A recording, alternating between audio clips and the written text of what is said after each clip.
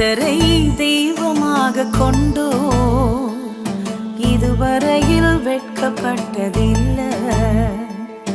அவரையே ஆதரவாய் கொண்டோ நடுவழியில் நின்று போவதில்லை.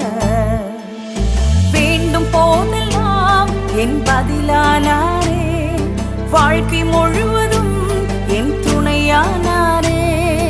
ஜெபிக்கும் போதெல்லாம் என் பதிலானாரே, வாழ்க்கை முழுவதும் என் துணையானாரே. ஆராதிப்போமே அவரை.